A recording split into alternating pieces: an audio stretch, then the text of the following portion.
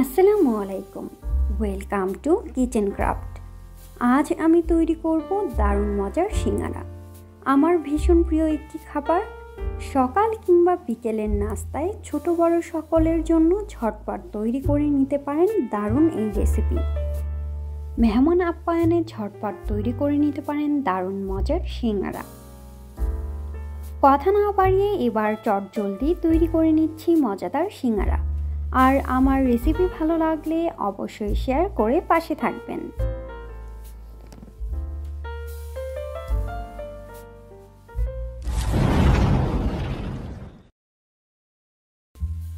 সিঙ্গারা বানানোর জন্য প্রথমে ডো তৈরি করে নিব। এই জন্য প্রথমে একটি বাটিতে নিয়ে নিচ্ছি ময়দা 1 কাপ পরিমাণ।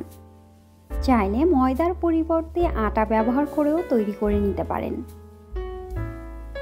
অ্যাড করছি লবণ পরিমাণ মতো, দিয়ে দিচ্ছি সামান্য কালো জিরা, অ্যাড করছি তেল 1 টেবিল চামচ। চাইলে এই ক্ষেত্রে তেলের পরিবর্তে 1 টেবিল চামচ ঘি অথবা বাটার ব্যবহার করতে পারেন। এখন খুব ভালোভাবে সব উপকরণ ময়দার সাথে মিশিয়ে নেব। ভালোভাবে মিশিয়ে নেবার পর অ্যাড করছি পানি। অল্প অল্প করে পানি নিয়ে ডো তৈরি করে নেব। এতে করে ডো পারফেক্ট হবে আর খুব বেশি নরম হয়ে যাবার সম্ভাবনা থাকবে না। এর জন্য এখানে আমার 1.25 কাপের মতো পানি লেগেছে। আপনারা যখন তৈরি করবেন সেক্ষেত্রে পানির পরিমাণটা একটু কম অথবা বেশি লাগতে পারে। ডো তৈরি হবার পর 30 মিনিটের জন্য ডোটাকে ঢেকে রেখে দেব। ডো সেট হতে যেহেতু সময় লাগবে, এর মাঝে আমি সিঙ্গারার ভেতরের পুর তৈরি করে নেব। ভেতরের পুর তৈরির জন্য এখানে আমি নিয়েছি আলু 1.25 কাপ পরিমাণ, ছোট ছোট করে কেটে নিয়েছি। এবার একটি প্যানে নিয়ে নিচ্ছি পরিমাণ মতো তেল। তেল গরম হয়ে আসলে এই পর্যায়ে চুলার আঁচ লোতে রেখে অ্যাড করছি পেঁয়াজ কুচি, কাঁচামরিচ কুচি সামান্য ভেজে নিচ্ছি। সামান্য ভেজে নেবার পর অ্যাড করছি লবণ পরিমাণ মতো। এক্ষেত্রে একটু খেয়াল করে লবণ অ্যাড করবেন যেন পরিমাণে বেশি না হয়, কেননা ডোতে লবণ দেওয়া হয়েছে। দিয়ে দিচ্ছি সামান্য হলুদ গুঁড়ো, সামান্য জিরা গুঁড়ো, ধনিয়া গুঁড়ো, সামান্য আদা বাটা আর সামান্য রসুন বাটা। এখন সব উপকরণ খুব ভালোভাবে মিশিয়ে 1 মিনিট ভেজে নিচ্ছি। 1 মিনিট পর অ্যাড করছি সামান্য পানি। 2-3 মিনিট ভালোভাবে মশলা কষিয়ে নেব। কিছুক্ষণ পর অ্যাড করছি কেটে রাখা আলু। আলু দেওয়া হলে মিশিয়ে অপেক্ষা করব আরও 2-3 মিনিট। মাঝে মাঝে অবশ্যই নেড়ে দিতে হবে, না হয় তলায় লেগে যেতে পারে। 2-3 মিনিট পর অ্যাড করছি পরিমাণ মতো পানি। পানি দেওয়া হলে ঢাকনা দিয়ে ঢেকে পানি শুকিয়ে আসা পর্যন্ত অপেক্ষা করব। পানি প্রায় শুকিয়ে এসেছে। এই পর্যায়ে অ্যাড করছি সামান্য কালো জিরা। চাইলে মশলা কষানোর সময়ও অ্যাড করতে পারেন।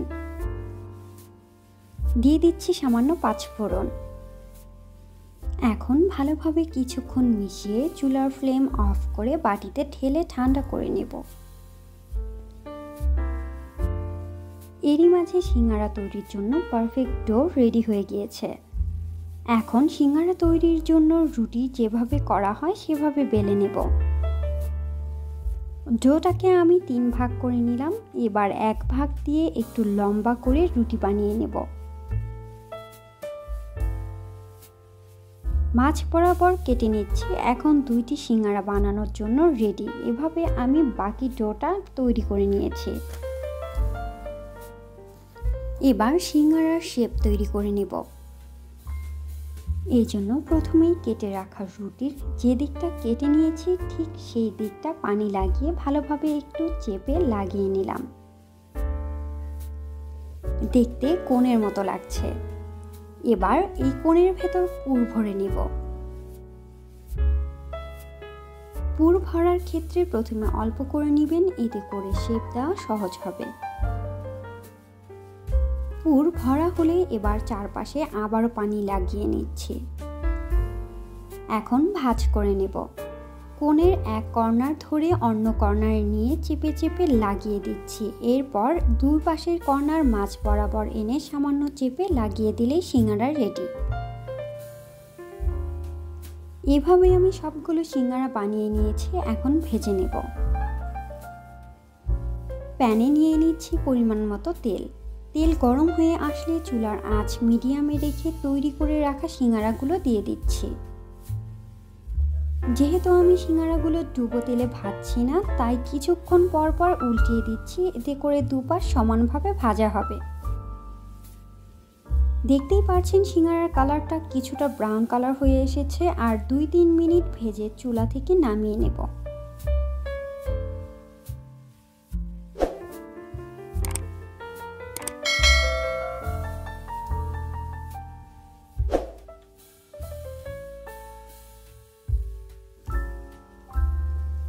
দেখতেই পাচ্ছেন, দেখতে একদম দোকানের সিঙ্গারার মতো লাগছে আর খেতেও দারুণ। এখন চাইলে যে কোনো সময় আপনারাও বাসায় তৈরি করে নিতে পারবেন দোকানের মতো পারফেক্ট সিঙ্গারা। আপনারা বাসায় অবশ্যই ট্রাই করবেন। আর হ্যাঁ, কেমন হলো তা জানাতে কমেন্ট করতে ভুলবেন না। আর আমার নতুন সব রেসিপির ভিডিও পেতে চ্যানেলটি সাবস্ক্রাইব করে রাখতে পারেন।